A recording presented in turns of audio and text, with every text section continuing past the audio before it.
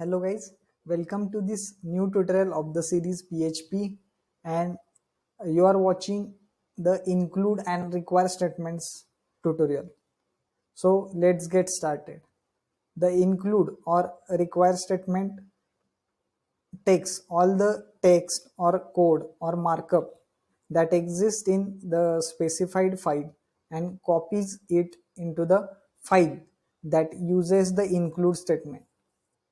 Including files is very useful when you want to include the same PHP or HTML or text on multiple pages of a website. PHP include and require statements. It is possible to insert the content of one PHP file into another PHP file before the server executes it with the include or require statement. The include and require statement are identical except upon failure.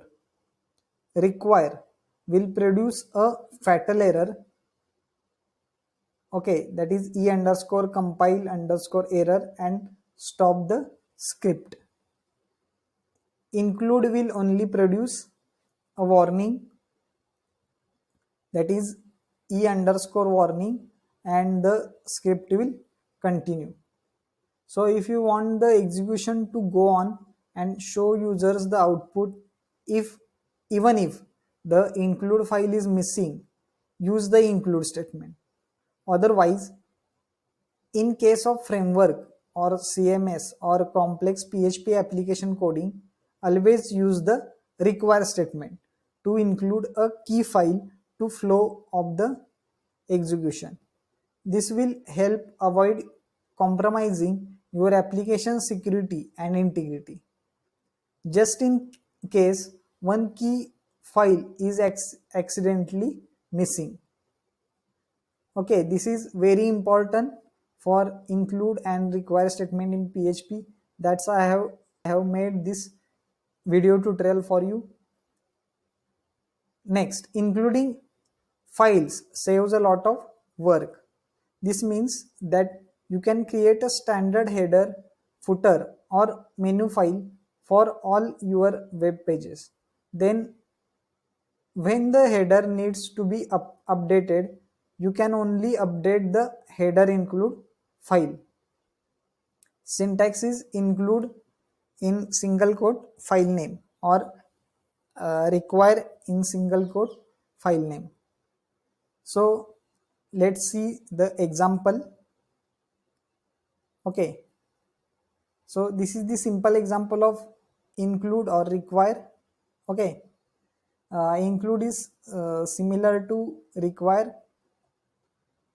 So this is very simple code for include or require statement. Okay, we have opened this HTML tag, body tag, and div tag here, and we have taken the class as menu. Here we have included the PHP tag. In that we can use include menu.php, or we can use the require menu.php in this way for including any PHP file or text or anything else you want to include. After that we have closed this div tag, and we have just